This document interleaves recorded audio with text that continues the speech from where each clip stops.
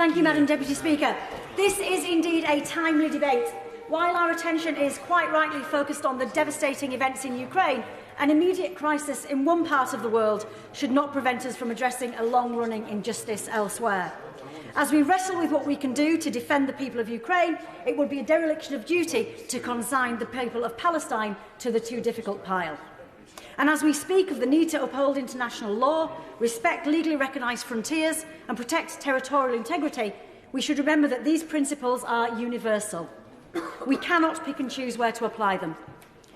So while we demand that our adversaries adhere to these principles, we should also be ready to remind our friends that they should do so too. And I speak as someone who sees no contradiction in being a friend to Israel and a friend of Palestine. To do so is to be a friend of humanity and a friend of peace.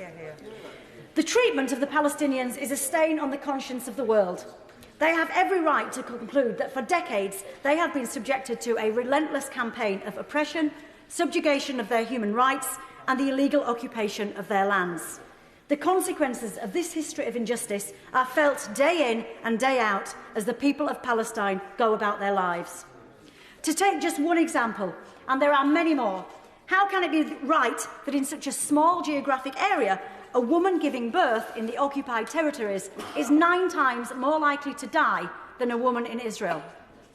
For me, the suffering of human beings, families, young children, the old and the sick, should always be at the forefront of our minds. For many of those people, abstract principles like sovereignty and self-determination probably don't mean very much, but that doesn't mean they aren't important. Do I believe that the recognition of the State of Palestine alongside the State of Israel would end their suffering overnight? No, of course not.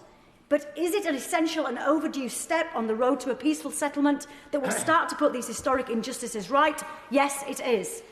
By recognising the State of Palestine, we would be offering its people the hope of a better future, one in which they are entitled to the same rights and respects as their neighbours. It may be a symbolic act, but as Professor Yossi Mekelberg of Chatham House states, and as my honourable friend, the member for Caerphilly, has said, the power of symbolism cannot be underestimated.